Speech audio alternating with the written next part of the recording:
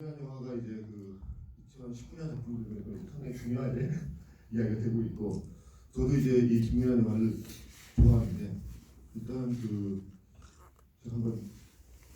제가 원래 사실 이제 이 김민환 영화를 갖다가 5년쯤 전에 5년쯤 전에 이제 제가 광주 정보문화산업진흥원이라고 거기서 이제 그 스테이지 비슷한 게 있었는데, 그때 이제 뭐 심사위원을 하고 하면서 이제 제가 감독님 처음 만나고 제가 멘토로 하면서 그때 이제 진군 이야기를 처음 들었었는데, 드디어 이제 작년에 갔다가 작품을 맡게 됐더라고요.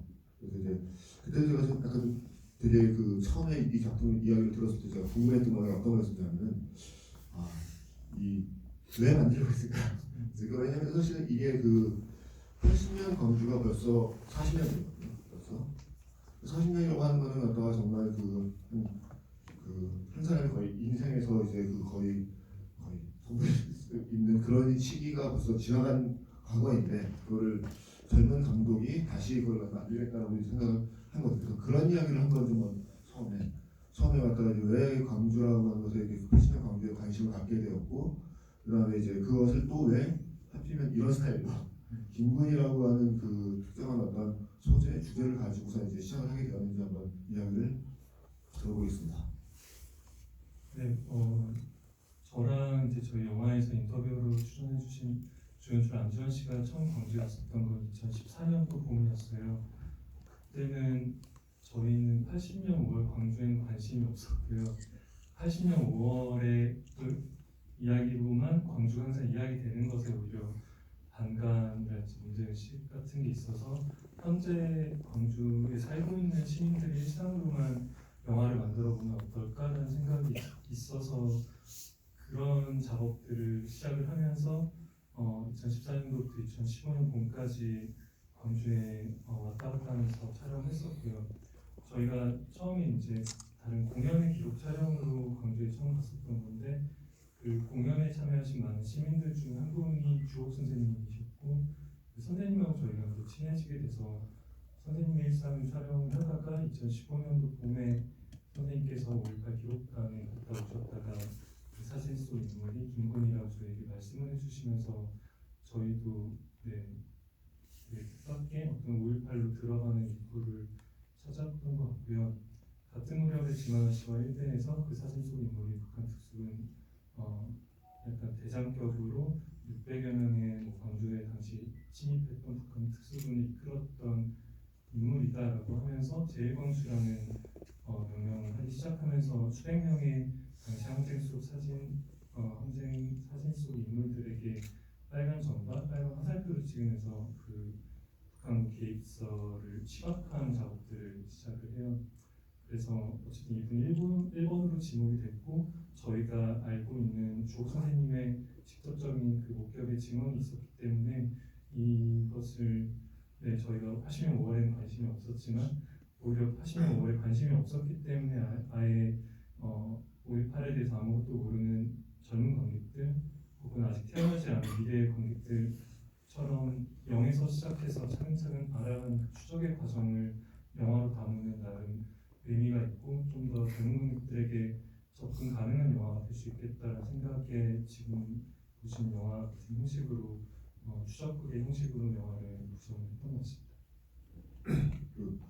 다큐멘터리라고 하는 장르가 이제 우리가 사실 가장 익숙한 거는 TV에서 보는 거잖아요. 과거에 이제 인간 극장이라든가 이제 이런 걸로 이제 되는데, 사실 이제 이 다큐멘터리 장르라고 하는 거는 이제 약간 이야기를 조금만 제가 이제 한다면은, 사실 이제 지금의 다큐멘터리라고 하는 거는 갖다가 되게 이제 장르가 되게 정말 넓어졌어요. 지금 장르가 과거에는 갖다가 어떻게 보면은 사실 있었던 이야기, 사건들을 갖다가 이제 취재와 어떤 그런 기록을 통해서 보여주는 주로 이런 것만 이야기가 됐었는데, 이게 보면 이제 80년대에 갖다가 이제 약간 개인적인 다큐, 사적인 어떤 것들을 갖다가 이제 기록하는 이런 것들과, 그 다음에 이제 보시면 이제 마이클 무어가 등장을 하게 되면서 올림픽 콜럼바인처럼 되게 사회적인 이슈를 다루는데, 그거를 좀 심하게 말하면 약간 쇼라고 하는 것처럼 TV에 어떤 버라이어티 쇼처럼 만들어버리는 이런 방식으로 이제 대신에 관객의 대중의 관심을 엄청나게 끌고 이런 것들이 이제 인기를 끄는데,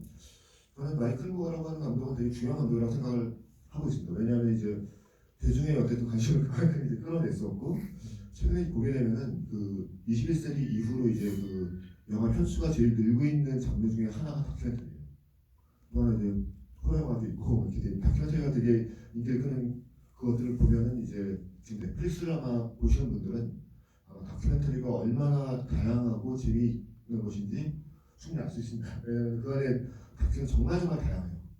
온갖 소재가 다 있고 그걸 다루는 방식이 너무나도 많고 제가 처음에 갖다가 이 김건희라고 하는 이제 이 작품의 이야기를 들었을 때 제가 흥미를 느낀 건 뭐냐면은 어떻게 보면 이제 그만 말씀하신 것처럼 80년 광주에 대한 우리는 약간 좀 뭐랄까 약간 나이가 있는 광주가 80년 광주를 갖다가 이제 어떤 기억에서 알고 있는 사람들은 이 80년 광주를 갖다가 어쨌든 광주 민주화운동, 광주 항쟁, 광주 사태 이런 식으로 이제 주로 기억을 할 수밖에 없는 것인데 그러지 않은 세대는 오히려 이 광주라고 하는 80년 광주를 어떠한 방식으로 접근하게 되면 오히려 되게 흥미를 가지게 되고 흥미를 가짐으로써 그 안에 있는 실천 진실이라고 하는 것들에 이제 개입 들어갈 수 있을까 이런 것들을 갖다가 이제 어떻게 보면 이제 보여주는데 그런 점에서 이제 되게 재밌었거든요. 그래서 이제 그 처음에 이제 그 이 다큐멘터리로서의 흥미들도 이제 되게 있었고 또 하나는 이제 그 금방도 이제 그 감독님 말씀 중에서 있었던 진환원이라고 하는 인물 그러니까 비틀을 보고 있으니까 그런 게 많이 있더라고요. 21세기 시각화 작업이라고 하는 그런 그 이야기를 많이 하셨는데 그것이 이제 그 진환원도 그렇고 아니면 갖다 이제 감독님이 직접 하시는 작업도 사실 어떻게 보면 그런 작업들이고 그런 그 본인이 생각하시는 그 21세기 시각화 작업이라고 하는 데 대해서 한번 이야기를 좀 해주시죠. 네. 사실 이제 광주를 다룬 예술 작업이라고 해야 될까요? 그게 글이던 아니면 그림이던 영화건 소설이건 심지어는 뭐 신문기사나 방송 다큐건 간에 저는 사실 그 모든 것들을 약간 장르의 프레임으로 생각을 할 수도 있다고 생각을 하는데 기존까지 광주를 제가 접했던 방식 학교나 언론이나 기존에 만들어졌던 영화에서 광주를 표현하는 방식들은 사실 제가 뭔가 온전히 이입하기엔 좀 힘들었던 형식이었다는 생각이 있었어요. 장선우 감독님의 꽃잎이라던가 이창동 감독님의 화가사탕 같은 영화들도 그렇고 혹은 5.18에 대한 다큐멘터리조차도 영화 속에서 보여지지 않는데 영화를 보기 전에 이미 전제를 무언가 제가 알지 못하는 여러 가지 전제들을 깔아두고 그런 작업들이 출발한다라는 인상들이 있었거든요. 그게 대부분은 아마도 어떤 부채감이나 죄책감의 감정에서 그런 전제들이 있었다는 생각이 추정이 있는데 사실 이제 저 같은 경우는 80년 이후에 태어났고 저희 제작진 모두 80년 5월달에 태어난 사람이 없었기 때문에 그런 서사들을 종종 뭐 영화를 통해서건 아니면 학교에서 선생님을 통해서건 접하긴 하지만 거기에 온전히 이입하기는 어렵기 때문에 좀 뭔가 저희가 정말로 광주를 이입하면서 따라가려면 조금 다른 형식이 필요하겠다라는 생각이 있었던 것 같아요. 근데 진환원 씨의 작업이 그 작업의 어떤 사실 여부, 허구성 여부와 뭐 여러 가지 사회적인 문제가 될 수 있는 소지 여부들 다 떠나고 그 표피만을 바라봤을 때는 저는 나름 그 어떤 시각적인 작품이라고 했을 때 저한테 되게 신선한 게 있었거든요. 그것은 그 조악한 그림판으로 만들어낸 그 빨간색 화살표와 빨간색 점으로 광주 사진을 얼룩덜룩하게 만들어낸 그 인터넷 짤들이 어쨌거나 광주의 그 개인들을 지목을 하고 있기 때문에 그 개인들에 대한 어떤 궁금증을 저한테 불러일으켰던 것 같아요. 그러니까 사실 이 사람이 정말 평양에 살고 있는 사람이느냐에 대해서 제가 의문을 가졌던 적은 없었고요. 다만 이 화살표로 지목이 된 분들 중에 저희가 직접 만나서 내가 그때 어떤 상황에서 이렇게 사진 찍혔다라고 말씀하시는 분들도 많이 만났지만 또 나타나시지 않는 분들도 많으셨거든요.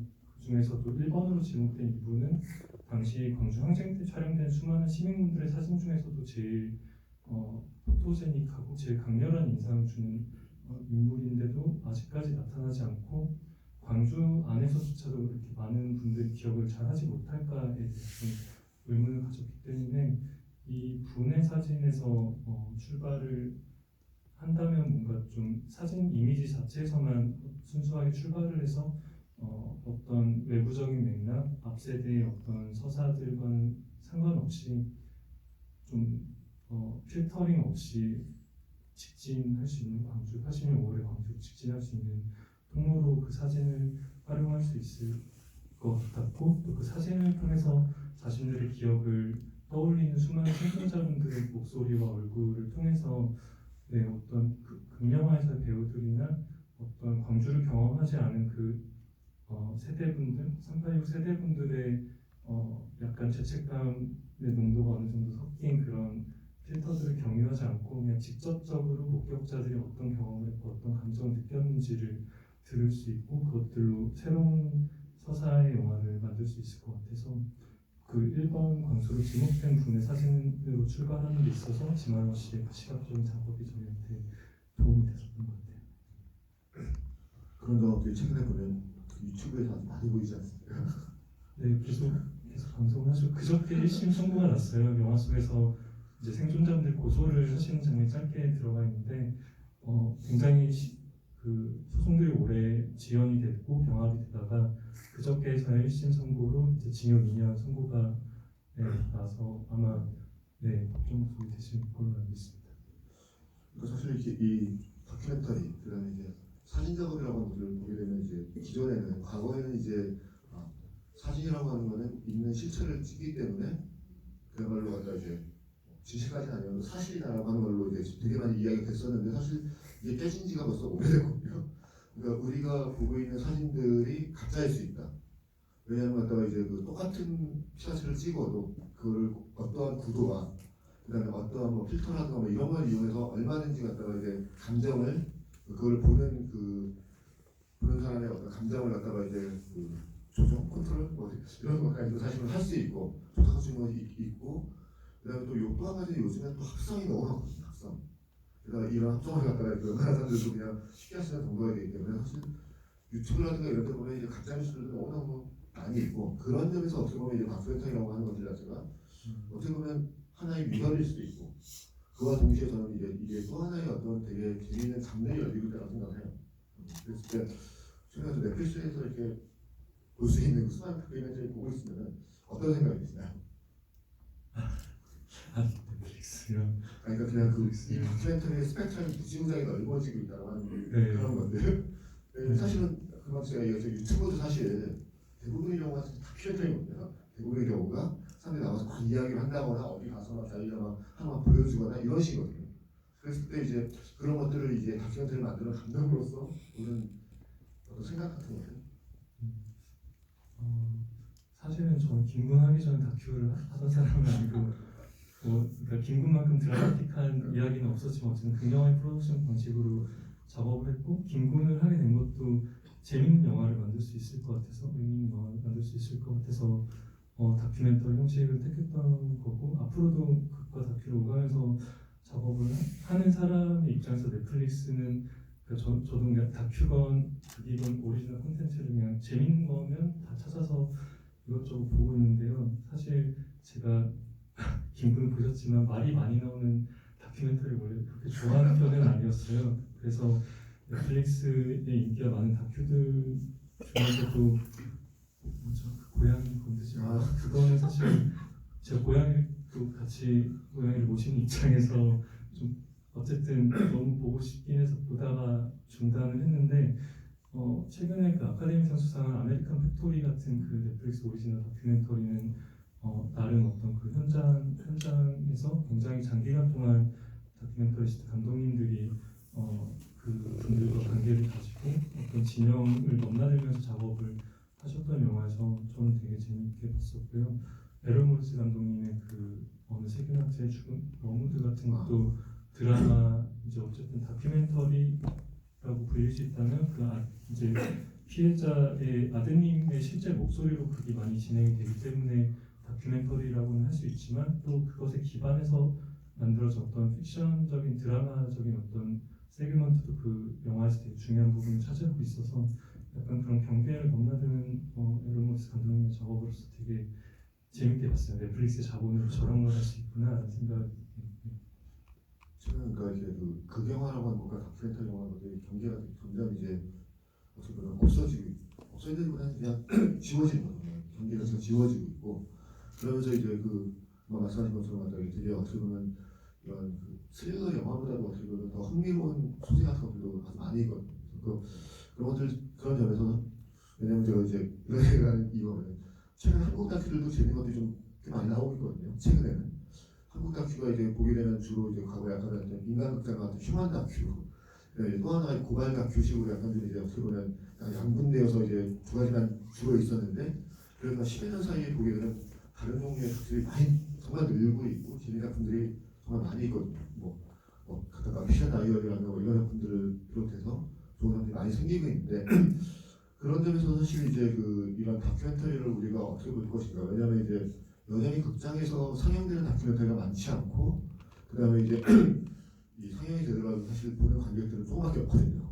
근데 그거에 비하면 방송에서 우리가 보고 있는 다큐는 되게 많아요. 그래서 어떻게 보면 이제 일단 나 혼자 산다? 사실 이건 다큐라고 봐야 되는 것들이고 개인 다큐. 그래서 그런 점에서는 저는 다큐라고 하는 장르는 대단히 흥미로운 장르라고 생각을 하고 있습니다. 저 개인적으로 그냥 이제 그 한 가지 재밌었던 장면이 뭐냐면은 그 후반부에 보게 되면 이제 그 김군의 사진을 갖다가 스크린에다 걸어놓고 당시가 상변자 세 분을 갖다가 만나게 했다 처음에 그 자리에서. 근데 그 장면을 갖다가 이제 그 세 분이 만나는 그 장소를 굳이 극장으로 위치한. 그래서 극장이라고 하는 공간에서 하게 된 어떤 이유 같은 것들을 듣고 싶거든요. 네, 우선은 김군이란 작업을 시작하면서 저도 다큐멘터리를 어쨌든 다큐멘터리로 이게 어느 정도는 성격을 가질 수밖에 없다고 생각했어요. 좀 이야기가 길어질 수 있겠지만 처음에는 김군의 어떤 추적 결과에 따라서 이게 지금처럼 순수하게 생존자들의 목소리로만 100% 진행되는 영화가 아니라 만약에 전혀 유의미한 증언을 찾지 못할 경우에는 약간의 어떤 그 추적하는 젊은 어떤 조사자들의 부분을 약간 극명화적인 방식으로 촬영한 부분의 비중이 좀 증가한 약간 극과 다큐 사이의 어떤 작업이 될 수도 있다라고 생각을 했었거든요. 어쨌거나 이제 여러 가지 어떤 결과물의 형식이 순수한 다큐가 아니라 뭐 극이 섞여 있을 수도 있는 작업이라고도 생각하고 또 순수한 다큐라 하더라도 사실은 모든 다큐멘터리들이 다 감독 제작진의 어떤 연출과 개입과 어떤 카메라의 프레이밍과 카메라를 언제 켜고 언제 끌지 등의 어떤 다양한 연출적인 결정에 따라서 이제 구성이 되고 촬영이 되는 작업이기 때문에 이제 연출적인 개입은 당연히 있을 수밖에 없고 저는 순수한 객관적인 다큐멘터리라는 어떤 신화를 별로 믿지는 않는 편인데요.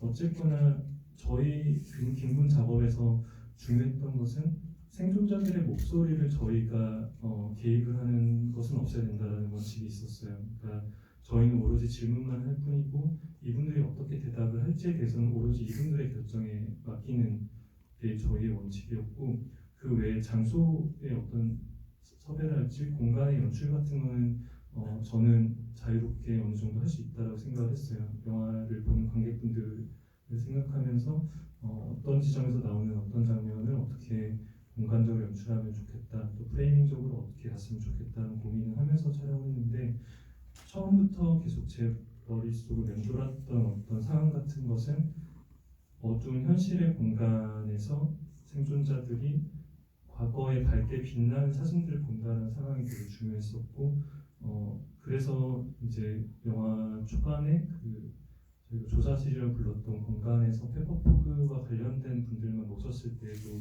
그런 어두운 공간에서 프로젝션된 밝은 사진 이미지를 보여드리는 장면으로 이제 그런 시각적인 연출을 했었고요.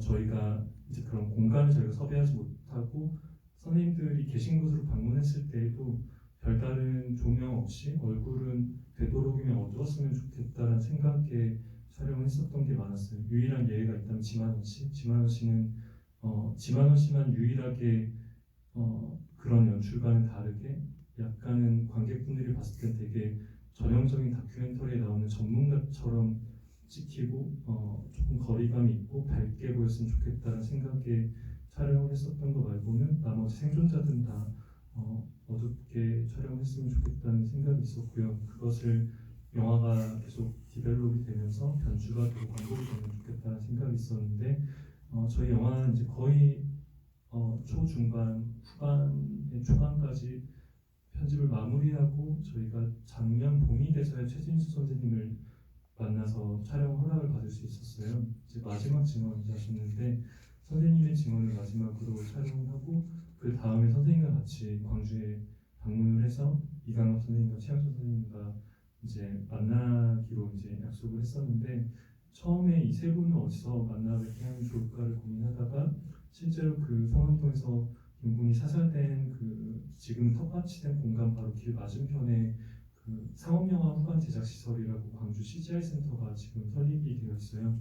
그 안에 영화관이 상영관이 약간 이관 크기만한 상영관이 있는데 거기서 우선 선생님들이 처음 만나 뵙고 사진들을 보면서 좀 기억들을 맞춰가는 작업을 한 다음에 실제 공간에 갔으면 좋겠다라는 생각이 있어서 거기서 만나뵀으면 좋겠다고 생각했고 선생님들이 실제로 도착하신 순서대로 저희가 그냥 카메라 계속 뻗쳐놓고 레코딩을 하고 이제 선생님들 이제 입장하시기 전에 와이어리스 마이크를 채우는 거 말고는 다른 계획은 안 했어요. 그래서 이강섭 선생님이 되게 쭈뼛쭈뼛 내려오시면서 되게 되게 어색한 인사를 나누시는데 그 어색한 인사들이 정말 30몇 년 만에 뵙기 때문에 어색할 수밖에 없는 상황이 두 분의 사이에서 자연스럽게 나온 것 같아요. 네. 자, 그럼 이제 관객분들 질문을 받겠습니다. 혹시 이 김군이라든가 감독님에 대해서 궁금하신 것이 있으시면 네.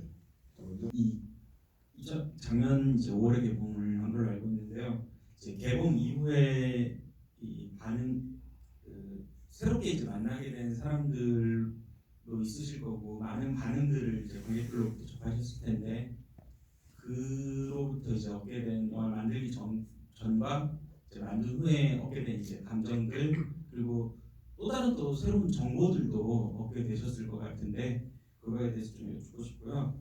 두 번째로 2018년에 서울동문영화제에서 이 영화를 보고 개봉 당시에 보면서 처음 들었던 거는 굉장히 놀라웠어요. 너무 영화가 내가 본 영화가 맞나 싶을 정도로 달라졌더라고요.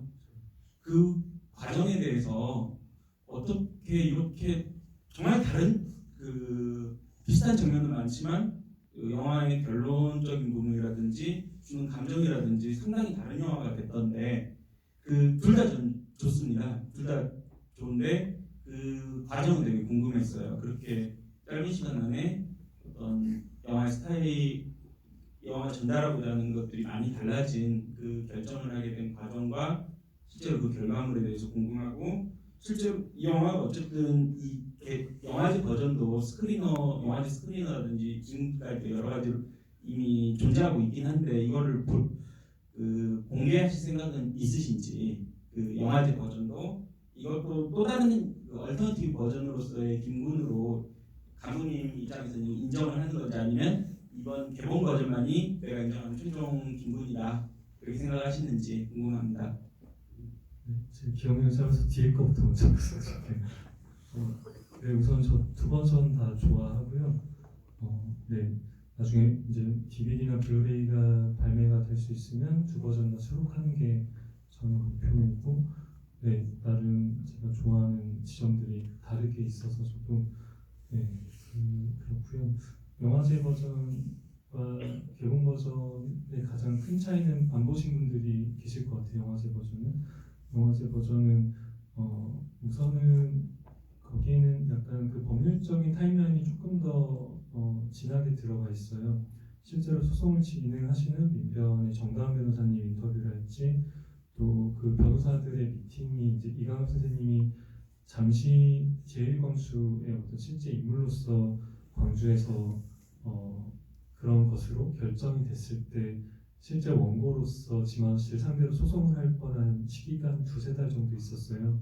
그 시기에 이제 변호사들과 만나는 장면이랄지 뭐 여러 가지 어떤 그 법률적인 판결의 결과, 95년도의 소송의 결과랄지 뭐 등등의 것들이 있었는데 저희가 영화제 상영을 겪으면서 저희가 들었던 관객분들의 피드백이랄지 또 광주 저희 촬영 도와주신 분들 혹은 그렇지 않더라도 항쟁을 경험하신 생존자 선생님들도 피드백을 듣고 나서 조금 방향성을 바꿔야겠다 기본 버전에서는 그런 생각을 했었던 게 있었어요. 영화제 버전에서는 이제 결말이 그뭐 김군에 대한 이야기들은 거의 다 동일하게 진행이 되는데요.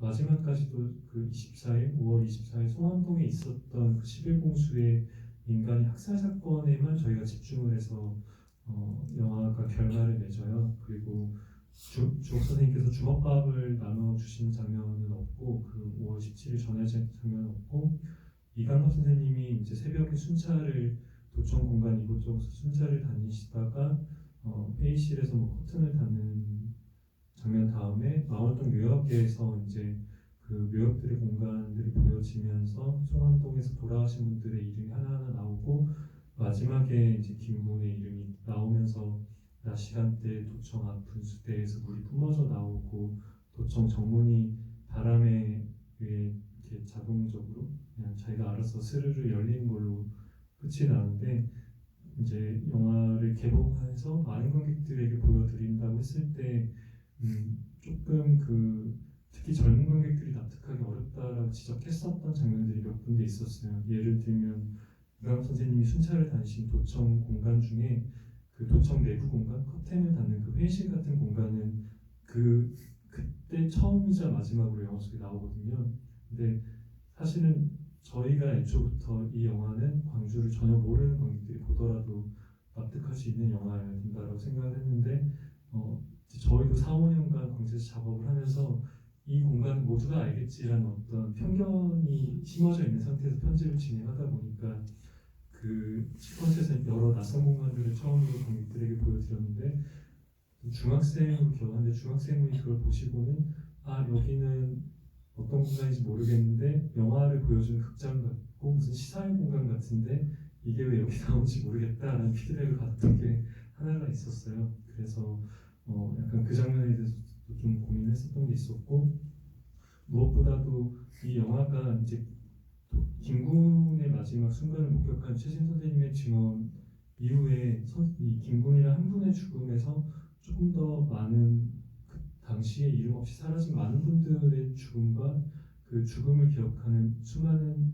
생존자분들의 어떤 현재 감정들까지도 확장을 해야 된다라는 생각을 영화제 버전을 완성하고 나서 조금 뒤늦게 들었던 것 같아요. 그래서 개봉 버전에서는 조금 더 남아 계신 생존자분들의 생각들, 감정들, 살아남았다라는 것에 대한 죄책감의 어떤 감정들을 마지막에 관객분들께서 좀 느끼실 수 있으면 좋겠다라는 생각이 있어서 사실은 저는 주옥 선생님은 그 엔딩에서 보여드린 주먹밥 나눠주신 장면을 너무너무 좋아했는데 영화제 버전에서는 이게 5.18 서사상상 여성이 주먹밥 아줌마로만 재현되는 것에 대한 문제의식이 있어서 주옥 선생님을 영화제 버전에서는 세탁소에서 일하시는 분으로만 재현을 했었어요. 주먹밥은 다 빼버리고. 근데 그 부분에 대해서도 저희가 제작진에서 많이 의논을 하고 고민을 하고 또 주옥 선생님께서 자신의 정체성들을 생각하는 것 중에 가장 자랑스럽게 생각하시는 정체성이 그 주먹밥과 관련된 것이거든요. 그래서 새로운 분을 만날 때마다 항상 선생님은 안녕하세요, 저는 주옥입니다. 저는 광주의 주먹밥 아줌마예요 라고 소개를 하셔서 약간 저희 시각에서 뭔가 이 재현이 낡았다던가 뭔가 시대적으로 맞지 않다라고 판단을 해서 선생님께서 자랑스러워 하시는 그런 부분을 삭제하는 것보다는 오히려 그것을 드러내고 또 더 현재적인 어떤 접점이 있는 순간들을 영화 속의 엔딩에 배치한다면 더 의미가 있겠다는 생각이 있어서 그 세월호 영령과 광주에 돌아가신 영령들 함께 추모하는 그 전야제 장면에서 주옥 선생님께서 주먹밥을 나눠주신 장면을 추가했고 또 오기철 선생님 질문 다음에는 오기철 선생님께서 이제 문제 제기해주신 어떤 김군이라 한 사람 찾는 것의 프레임에서 잠시 벗어나서 김군과는 직접적인 어떤 증언을 해주시진 않으셨지만 김군과 같은 상황에 계셨던 또 다른 시민분들, 또 저희가 사실 4, 5년간 이 한 분을 찾긴 했지만 저희보다도 더 오랜 기간 동안, 수십 년의 기간 동안 아드님을 사실상 찾아 헤매셨던, 이제 저희보다 훨씬 더 앞선 추적자라고 할 수 있을 그 김진순 선생님, 그 할머님의 목소리를 조금이나마 관객분들에게 들려드리는 게 맞겠다는 판단이 있어서 여러 가지 수정들이 있었어요. 그래서 이제 그 버전이 달라지게 된 게 있었는데, 네, 그게 하나가 있고, 또 네, 그게 첫 번째 질문까지 답을 어느 정도 좀 한 것 같습니다. 네, 그래서 개봉 버전을 그 광주의 신인문 선생님들도 더 많이 좋아해 주시고, 어쨌든 영화제 버전은 그냥 제가 좀 더 혼자 만들고 싶은 대로 만들었던 거라면, 개봉 버전은 조금 더 출연해 주신 선생님들의 피드백을 한 번 더 받아서 고민을 한 다음에 만든 버전이라고 생각해 주시면 될 것 같아요. 네, 주장하신 그 근거들을 굉장히 네, 디테일하게 말씀해 주셨고요. 그 유공자 명단은 광주의 5.18 묘역에 동상으로 조각이 되어 있어요. 네, 거기 가서 보시면 되는데, 요즘은 개인정보가 심해서 심지어는 학교에 가서도 졸업앨범 명단도 못 보게 되어 있거든요. 당사자가 아니면. 그러니까 그런 개인정보의 부분 때문에 여러 이제 선생님 같은 분들이 그 생존자분들의 주소와 나이와 인적 사항을 아는 것에 어떤 문제가 있다고 판단이 되었기 때문에 그것들을 내 마음대로 데이터베이스를 온라인에 공유하지 않는 거고요. 네, 어쨌든 영화 관련된 질문이 아니셔서 네. 패스하겠습니다. 자, 이쪽 질문해주세요. 일단 저 좋은 다큐 만들어주셔서 감사하다는 말씀 드리고 싶고요. 저는 이 다큐가 그 광주 시민들이 5.18을 어떻게 겪었고 어떻게 인식하고 있는지를 좀 발굴하고 이야기를 들려주고 있다는 점에서 큰 의의가 있다고 생각하고, 조금 유감스럽지만 그런 얘기들이 많이 나왔는데 방금과 같이 좀 그런 얘기를 하는 것 자체가 너무 이 장소에도 물론 걸맞지 않고 그냥 다큐를 본 사람들에게 얘기가 아니라고 생각을 합니다.